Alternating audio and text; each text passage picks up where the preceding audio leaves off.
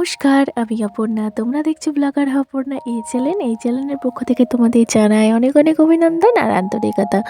তোমরা কেমন আছো? আশা করি তোমরা ভালোই আছো আর আমিও বেশ আছি। আর আশা রাখছি ব্লগটি ভালো লাগবে। তো বন্ধুরা, অনেক দিন বাদে বলতে পারো চা দিয়ে আমার ব্লগটি স্টার্ট করলাম। মানে সচরাচর চা করা দেখতে পাও না, তাই আমার ব্লগে চাই দেখা হয় না। তো গলা খারাপ, কাশি, সর্দি সেটা নিয়েই বললাম ভালো আছি, আর সেটাকেই মনে করি আমার ভালো থাকা। তো তাই অ্যাকচুয়ালি চাটা খাচ্ছি, আর কথা বলতে আমার খুব কষ্ট হচ্ছে,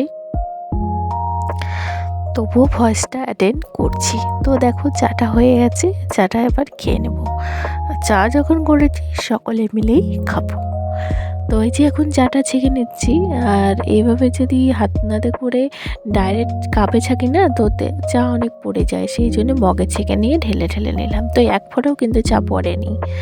আর এই যে রুটি ছিল কালকের বাসি রুটি, তো দুখানা নিয়ে নিলাম, চায়ের সাথে খাওয়া যাবে, একটা হাজব্যান্ড একটা আমি। আর বেশ ভালো লাগছিল গরম গরম চায়ের সাথে রুটিটা খেতে। তো চা রুটিটা খেয়ে কিন্তু লেগে পড়বো সংসারের সমস্ত কাজকর্মে। যেমন ধরো বাজার করে নিয়ে এসছে, সেগুলো কিন্তু কালকে ঢালা হয়নি। আর এতটা আমার ঠান্ডা লাগছে যে পায়ে আমি মোজা পরতে বাধ্য হয়েছি, কারণ স্নান প্রচণ্ড ঠান্ডা। তো তাই আর কি। আর এই যে দেখো সবজি বাজার,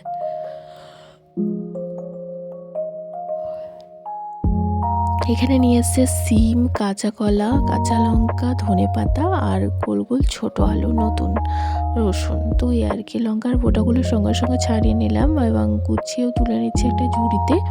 তারপর সবজিপাতিগুলোও রেখে দেবো। আর এই যে কিছুটা সবজি কেটেও নিয়েছি। তো শিম আলু বেগুনের এখন তরকারি করব, তো সেই জন্য কেটে নিয়েছি। এই যে দেখো এখন কড়াইটা গরম করতে বসিয়ে দিলাম। আর কড়াইটা গরম করতে না বসলে কিন্তু সবজিগুলো করা সম্ভব হবে না। তো এই যে দেখো শিম আলু বেগুনের তরকারি করার জন্য প্রথমে আলুটা একটুখানি ফ্রাই করে নিয়ে তারপরে শিম বেগুনগুলো দিয়ে দিয়েছি। আর আমরা বন্ধুরা নারী, আমরা সমস্ত কিছু পারি, আর আমাদের না পারাগুলোকেই পাড়ার মধ্যে পরিণতি করে গড়ে তুলতে হয়। নাহলে আমরা কীভাবে নতুন কিছু করবো, তাই না? নতুন কিছু করার নামই তো জীবন। তো এই যে দেখো এখন সমস্ত জামা কাপড়গুলো গুছিয়ে নিচ্ছি, মানে গ্রিল বারান্দাটাকে কিছুটা বলতে পারো ব্যালকনির রূপ দিচ্ছি। মানে একবার জঘন্য অবস্থা থাকে, আগের দিন যে জামা কাপড়গুলো শুকায় না, ঠিক সেই জামা কাপড়গুলোই, ভিজা ভিজা জামা কাপড়গুলোই কিন্তু এই ব্যালকনিতে মেলা হয়, মানে গ্রিল বারান্দা ব্যালকনিতে। তো সেগুলোই ভাঁজ করে গুছিয়ে রাখি, যেগুলো শুকিয়ে যায় সেগুলো গুছিয়ে রাখি, আর যেগুলো শুকোয় না সেগুলো আবার রোদরে দিই। তো এভাবেই প্রত্যেক দিন চলতে থাকে, আর এইভাবেই আমার জামা কাপড় শুকোয়। তো বলতে পারবো এই বেলকনিটা না থাকলে আমার জামা কাপড় প্রায় শুকোতোই না। তো এই বেলকনিটা আমার প্রচণ্ড কাজের। তারপরে দেখো যেমন ধরো এখন গাছগুলো টেনে নিয়ে এসে এখানটাতে জল দিই। এই ব্যালকনিতে বসে বসে সময়ে চাও খাই, সময়ে গরমকালে একাকিত্ব উপভোগ করি। মানে প্রচুর কাজ হয় এই বেলকনিটা।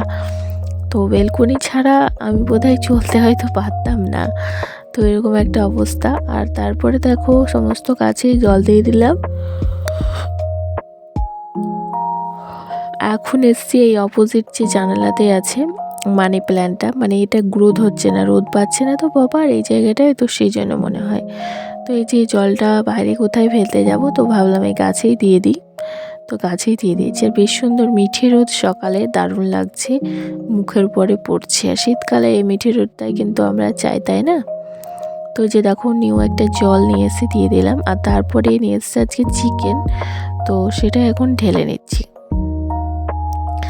তো আজকে চিকেন হবে অনেক দিন পর বলতে পারো, মানে হয়ই না আমার ঘরে সচরাচর। আমাদের মতো মানুষদের তো পক্ষে সম্ভব না মাটন খাওয়া, তাই আমাদের সস্তায় যেটা পাওয়া যায় সেটাই খেতে হয়। যেমন ধরো চিকেনটা সস্তা পাওয়া যায়, তো সেটাই খেয়ে নিতে হয়। তো এদিকে দেখো সমস্ত কিছু গুছিয়ে নিলাম।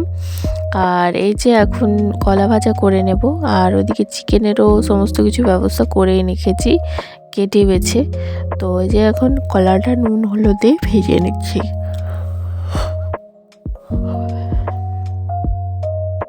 আর কলা ভাজা পুরো ডান হয়ে গেছে, এবার নামিয়ে নিলাম।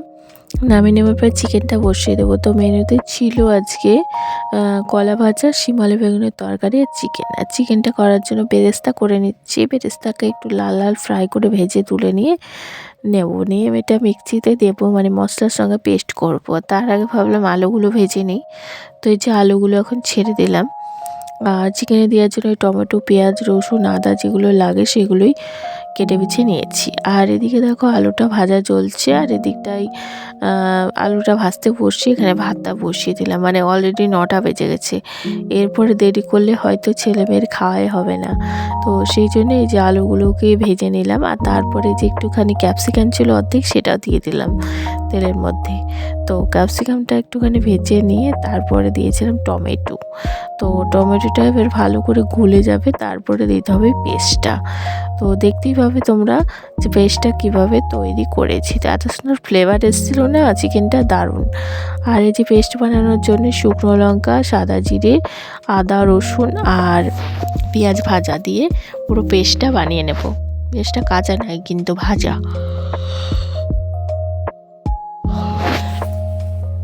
আর এটা দেওয়াতে না পুরো রেসিপিটা অন্য লুক চলে এসছে। তো ওই যে দেখো এখন দিয়ে দিলাম পেস্ট যেটা করে নিয়েছিলাম।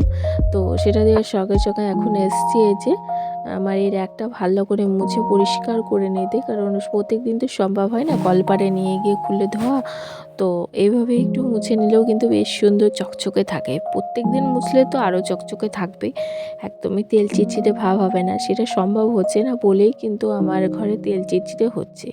আগে যখন অ্যাভেলেবেল টাইমে বাড়িতে থাকতাম তখন কিন্তু এগুলো একদম তেল চিটচিটে হতো না, কারণ প্রত্যেক সপ্তাহান্তর নিট অ্যান্ড ক্লিন হতো। আবার প্রতিদিন মুছে নেওয়া হতো রান্নার পরে, যাতে তেল তেলে ভাবটা না থাকে। আর এই যে দেখো চিকেনটা দিয়ে দিলাম। চিকেনটা দিয়ে ভালো করে কষে নিলাম। এদিকে ভাতটা হয়ে গেছে, উপর দিয়ে নিলাম। আর এদিকে দেখো চিকেন কষানো পর্ব চলছে, আর চিকেনে দেওয়ার জন্য এদিকে জল গরম বসিয়ে দিয়েছিলাম। তো ওই যে এখন ঝোলের জন্য জলটা অ্যাড করে এখন এসছি মিট কেসটা ক্লিনিং করে নিতে। মানে অনেক দিন হয়ে গেল মিট কেসটা ক্লিনিং করাই হয় না। মানে কিচেন ডিপ ক্লিনিং করা হয়, কিন্তু মিট কেসটা এই সমস্ত কিছু বার করে না ক্লিনিং হয় না, খুব কম হয়। তো ভাবলাম সমস্ত জিনিসপত্র বার করে নিয়ে একদম ঝেড়ে নিচ্ছি, যেগুলোতে ঝুল মানে ছোট ছোট মাকড়সা দানা বেঁধেছে সেগুলো একটু ঝেড়ে নিয়ে তারপরে মুছে নিতে। তো সেই মতো ঝেড়ে নিয়ে এখন মুছেও নিচ্ছি। তো এই যে দেখো ভালো করে রগড়ে রগড়ে মুছে নিচ্ছি, যাতে একটু নোংরা না থাকে। তো সেই জন্যেই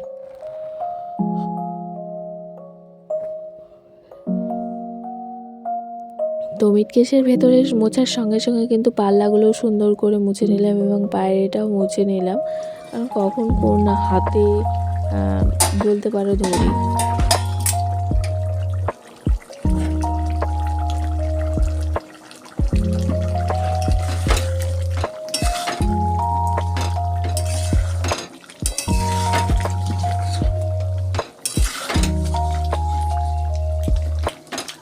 কাঁচা লঙ্কা দিয়েছি বলে এরকম কালার হয়েছে।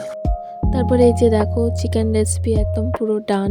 আর এই যে এখন বাকি অবশিষ্ট কাজগুলো করে নিচ্ছি, মানে যে সেলফে খাবার থাকে সেই সেলফে খাবার, আর যে সেলফে থাকে কৌটোগুলো বার করেছিলাম সেগুলোই এখন ভালো করে সার্ফের জল দিয়ে পরিষ্কার করে নিচ্ছি। নাহলে খুব ধুলো পড়ে গেছিলো, অনেক কদিন হয়ে গেছিলো, তো এগুলো বার করে ধোয়া হয় না।